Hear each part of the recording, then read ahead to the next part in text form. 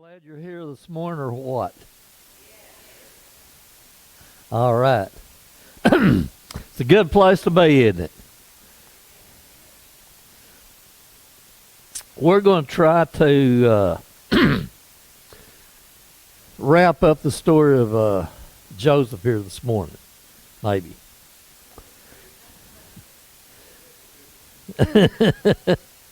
Anyway, you know, all the things that's gone on with him and the things he's doing since he got in power in Egypt. Pharaoh instituted him as governor over Egypt. We know that story. We know the things that's happened with his brothers.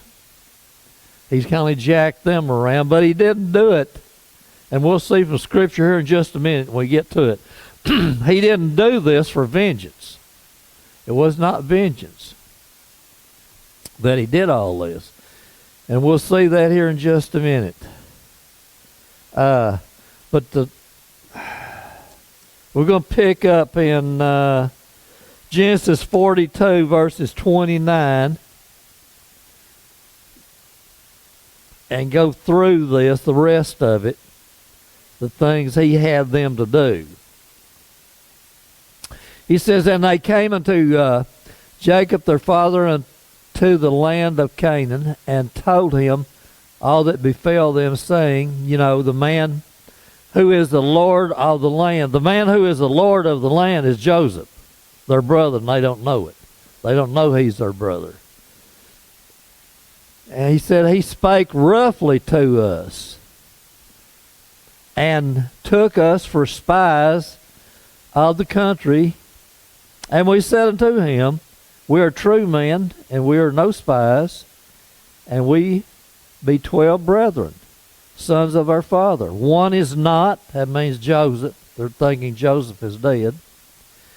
And the youngest is this day with our father in the land of Canaan. So, the story goes through this. Of course, they're down there after food. Corn, like grain, something to eat. They're starving in Canaan. The drought is been on, and there's nothing left, and they don't have any food there. And they had to go to Egypt. They had money. Of course, their father sent money with them. And they went down there and bought food. And Joseph recognized them, of course, when they came, but he didn't let on. And they didn't recognize him. And he had his servant put that money back in their sacks that's full of grain, in the mouth of the sacks, put their money back they sent. And they got to worrying about it. He had done accused them of being spies. And the next thing that happened, he said, to prove that you're not spies, prove your word. I'm going to hold one of you here. And it was Simon. They helped. And till you come back with your brother, your young brother, the one you're talking about that's not here. Okay. So, their father, if you'll remember, we talked about this before, when Joseph disappeared, and they brought his coat of many colors covered with that lamb's blood, and his father Jacob thought it was his blood, thought he was dead, thought a wild beast had killed him, and they tricked him, and they've lived with this, and let Jacob grieve over this. And here's a point we're going to make right here about Jacob and his grieving. And he told him he would grieve till he went to his grave over that boy, over Joseph. And he was doing exactly that. And the point I want to make here is, you may not have even thought about this, is that grief is rooted in self-centeredness. You follow what I'm saying? The self-centered person, a lot of times they lose a loved one. And of course, they grieve for them, yeah. But the ones that grieve on and on and on and on and this continually and never get over it, they're grieving for themselves more than they are the loved one that passed away. It's really for themselves. So grief, is rooted in self-centeredness, and it comes because of selfishness. And really, Jacob exhibited this. That's what he actually did. And over Joseph's disappearance and death, he thought was death. But this thing, let's look at chapter 43, verses 1 through 5 quickly. It says, "And a famine was sore in the land, and it came to pass when they had eaten up the corn which they had bought out of Egypt, their father said unto him, Go again, buy us a little food. And Judah spake unto him, saying, The man did solemnly protest unto us, saying, Ye shall not see my face, except your brother be with you." Talk about Benjamin. In other words, they didn't bring Benjamin back. They wasn't going to meet him. Joseph wasn't going to be shown to them. And he was the boss. He was the one that sold the grain. And without him, no grain could be sold. So he said, If thou wilt send our brother with us, we will go down and buy thee food. But if thou wilt not send him, we will not go down. For the man said unto us, Ye shall not see my face, except your brother be with you. And Judah was telling their father Jacob, Look, it's no use. No use to go down. It'd be a wasted trip. We're not going to get anything. He's done told us. We come without that boy, our brother, young brother, we're getting nothing. And so Jacob wouldn't give in. He just wouldn't give in. He didn't want to lose that boy. He was afraid of losing Benjamin. Of course, you remember Joseph and Benjamin, which was the youngest. Benjamin was the youngest. Both of them had the same mother, Rachel. And Rachel was one of the wives that Jacob initially went for out of Laban's family. And Laban, the old trickster, con artist, tricked him. And gave him Leah. And he had to work another 7 years, get Rachel. But Rachel was the one he really, truly loved. So these two boys, Joseph and Benjamin, were from Rachel. Of course, Rachel, if my memory serves me right, then she died in childbirth with Benjamin, I think. So, so he was really fond of that boy. He didn't want to lose him. He's done in his mind, he's grieving, done thought he'd lost Joseph for good. And he said he didn't want to lose another one. And he wouldn't give in. But anyway, they kept working on him, and going down to verse 8 in 43, and Judah replied back there to Jacob, his father, Israel, his father, says, Send the lad with me, and we will arise and go, and that we may live and not die, both we and thou and all of our little ones. They had to have food. They were starving to death. He said, I will be surety for him. So Judah's pledging his life for that life of Benjamin. He said, I'll bring him back. And it went on again. You can go on down to verses 11 through 14 and read that. And he finally gives in. Jacob finally gives in. And this is pretty amazing here. what he did, what he told these guys. Let's see what he told his boys to do. And their father Israel said to them, if it must be so now, do this. Take of the best fruits in the land in your vessels, and carry down the man a present. Take Joseph a present, is what he's saying. A little balm, a little honey, spices, myrrh, nuts, and almonds. And take double money in your hand, and the money that was brought again in the mouth of your sacks, carry it again in your hand. Peradventure, it was an oversight that this happened, that the money ended back up in their sacks. Could have been a mistake. It says, take also your brother, and rise, go again unto the man, and God Almighty give you mercy before the man, that he may send away your brother, other brother, and Benjamin. If I be bereaved of my children, I am bereaved. So he finally gave in. Now, here's the thing about this.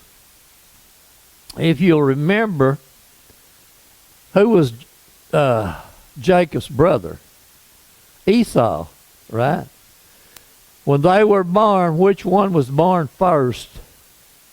Esau. It says Jacob was hanging on to his heel. So the birthright went, to the firstborn. But it didn't. Because later, those boys were totally different, opposites. Jacob and Esau. Esau was the outdoorsman, the rough, tough dude. He took care of the sheep, the cattle, he hunted. He was outside all the time, and Jacob hung around the house with his mother. He was a baby, mama's boy. So he and his mother concocted a little plan for Joseph to get Jacob to get the birthright, right? And they dressed him up, covered him with hair, because Joseph was smooth-skinned. And Esau, he was hairy, rough, hairy. And they put some hair on his arms and everything. Of course, Isaac was the father, right? Isaac. And he was old and feeble and he couldn't see, but he could feel and he could smell. And they put the clothing on him, and then the smell of the sheep, they got a distinctive odor. And so they tricked him into thinking he was Esau. And he gave the birthright to Jacob. But anyway, and later on, to appease for this, Jacob brought presents, to Esau, wasn't it, when they met, when they came back together? He had presents for him. Well, he's doing the same thing again. He's sending presents, hoping to appease this ruler, the governor of Egypt, which is actually Joseph. So he's doing the same thing. Okay. And so they did this. They got the presents ready, all the food, the berries and the myrrh, and the honey, and all the good things they had in the land of Canaan left. And they got that together and took it with their money to buy the grain. And they went back. And they did that.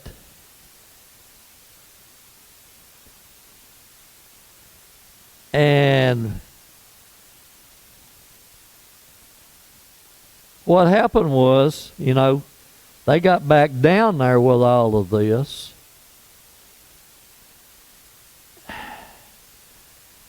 And Joseph loaded them back up with grain again and their money.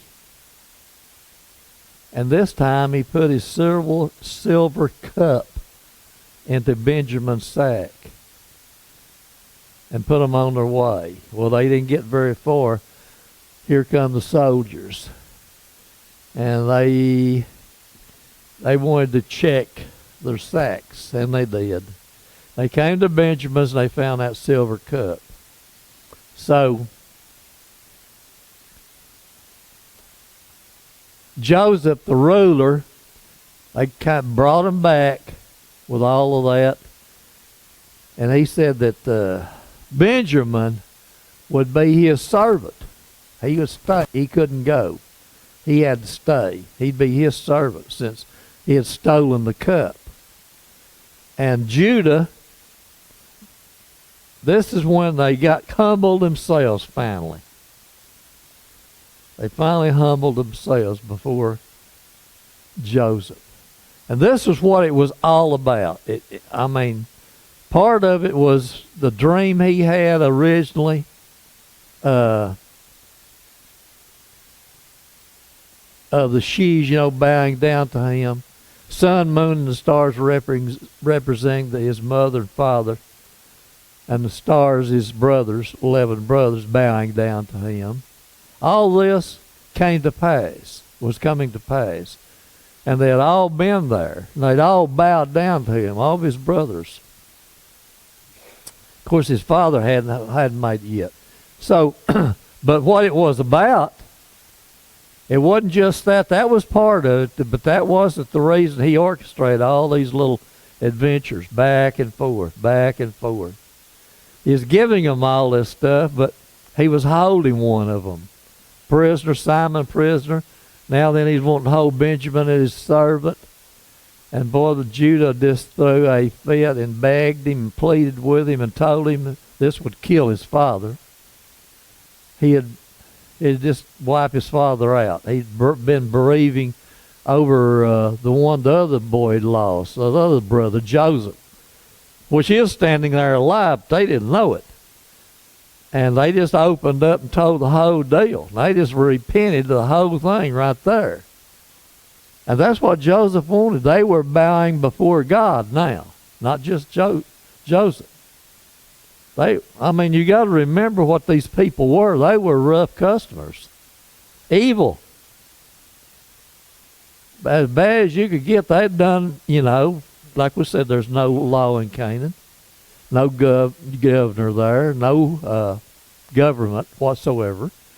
It's just free reign. They did you just did whatever you're big enough to do. And move on, That's what they were used to doing. But now it's different. They're down in Egypt. So they were coming to repentance.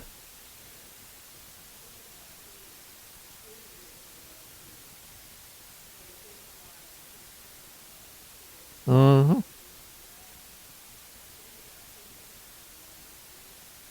Mm-hmm.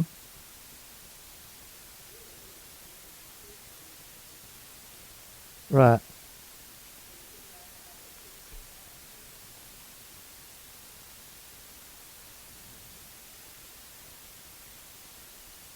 So this is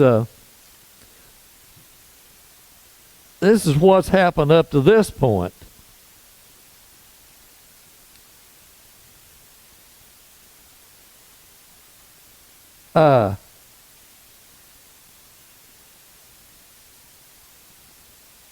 In Genesis 43:29, let's read this quickly. And he lifted up his eyes and saw his brother Benjamin, his mother's son, and he said, Is this your younger brother, of whom you spake unto me? And he said, God be gracious unto thee, my son. And Joseph made haste, for his bowels did yearn upon his brother, and he saw where to weep. And he entered into his chamber and wept there. So he couldn't take it any longer. Joseph couldn't. And he's talking about, says in his bowels, that's representative, as we would call your heart in today's language. That's what that means. It had been 22 years since Joseph had been sold into slavery by his brothers. So how old is he? Like 39? 2 years since he was sold on the auction block, and he was 17 when he was there. So he's like 39-year-old. So that's how long it'd been. And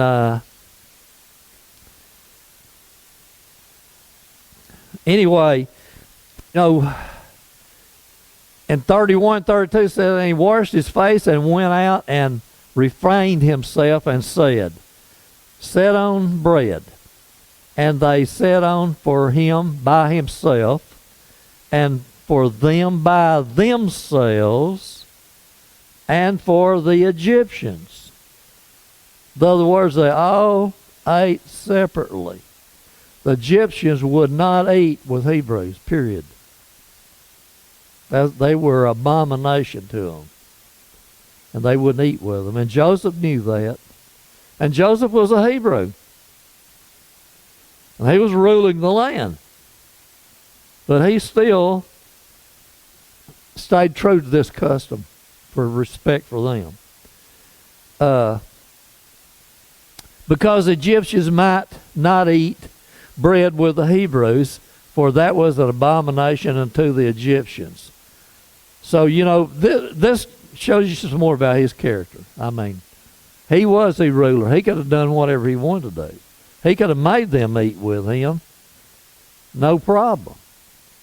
But he didn't do it. He didn't want to. He wouldn't do that because it'd be going against what they really believed, what they wanted, and he didn't want that. So he was always considerate of the other person, is what I'm saying. And that's one of the characteristics we see in him through all of this. And they all sat down. You can see that in verses 33 and 34. Genesis 43, verse 33 and 34. They sat down in order, from the oldest to the youngest, and ate. And when he passed out the food, when he got to Benjamin, they said he passed him out 5 times as much as he did to the others. So he was really considerate of him.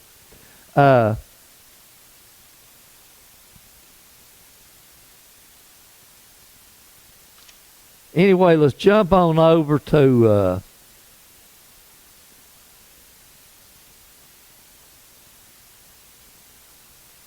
verse in 44, chapter 44.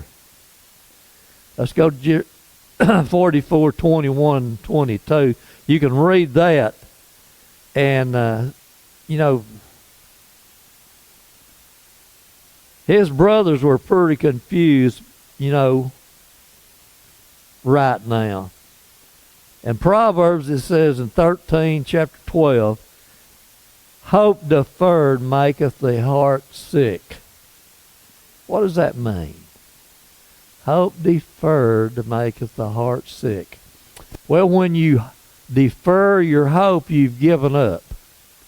You're hoping for something to come to pass, and it hadn't done it. You hoped and prayed, and you hoped, and it hadn't happened, and you finally just give up, quit hoping. When you quit hoping, it's over. It's done. It will not come to pass for sure then. So it makes the heart sick. There's this in your hearts, there's no more hope left. You don't want to get into that condition. Yeah, you can get in depression, a lot of things. And that's an evil spirit. Depression is an evil spirit. Strictly from the enemy when you get into that. And people die and kill themselves a lot of times over this right here. Because they don't have any hope anymore of anything. They're just as good as dead, so they finally just kill themselves. And that's not good. What does that mean in the hereafter for them? Taking your own life, the same penalty applies as the same penalty of taking someone else's life. It all means the same. Okay.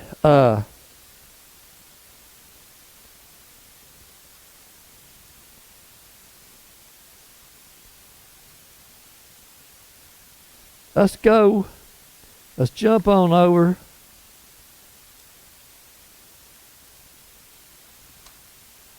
to 45, verses 1 through 3. Chapter 45, verses 1 through 3 says, Then Joseph could not refrain himself before all that stood by him, and he cried, Cause every man to go out from me. He sent everybody out, all of his servants. He got them out of there. He didn't want anyone in there room left with him and his brothers. And there stood no man with him while Joseph made himself known unto his brethren. Then he exposed himself and told him he was really Joseph. And he wept aloud, and the Egyptians and Pharaoh heard. And Joseph said unto his brethren, I am Joseph. Doth my father yet live? And his brothers could not answer him, for they were troubled at his presence. So, and what he did right here, after he exposed himself, he loaded them back up, and this time he sent horses and wagons with him. A wagon so their father could ride in a wagon, and they could load up all the supplies they had and their families and bring them back. And they did. And they finally did come back. And Jacob was 130 years old when he came into Egypt. And he lived another 17 years. So he lived to be 147. And he died in Goshen. And Goshen was a place set apart for the Hebrews, the Israelites. It was a fertile land, and it was totally separate from all the other Egyptians. The other Egyptians wouldn't go down there because they didn't want to be around them. Now that's under this Pharaoh that they were under right now. Things were good for them. But that all changed when that Pharaoh went out of power and another one came in, and he wasn't for them. He made slaves out of them. And the other amazing thing is Jacob got down there. They had a little family reunion, and Joseph brought out his two sons, Ephraim and Manasseh. And Jacob was going to give the blessing to them. And he gave the blessing to the youngest instead of the oldest. And he told Joseph wanted him to do it differently. And he said, no, I know who they are. I know how old they are. This is the way I want it. He said the other boys are going to be great too. But he did the same thing to his grandchildren that he had done to his brother. But it all worked out fine. And the Israelites, of course, another side note there is, it tells us in the Word, even after the other Pharaoh came into power and they were enslaved, like 430 years, I believe, that they multiplied exceedingly. In other words, there was a lot of twins born. And this one right after another, and they became, well, a mighty nation. I know of 2 million of them that walked out of Egypt. And they all walked out healthy, and they all walked out rich. Rich and healthy when they left Egypt, because Egypt gave them everything they had, be so glad to get rid of them after all those plagues. The hard-hearted Pharaoh fighting God. And that's what happens when you fight God. You end up like Pharaoh did. You get the plagues laid on you, one right after another. And that's what happened to him. So when you battle against God, you can expect some bad things to happen. So that is the rest of the story with Joseph.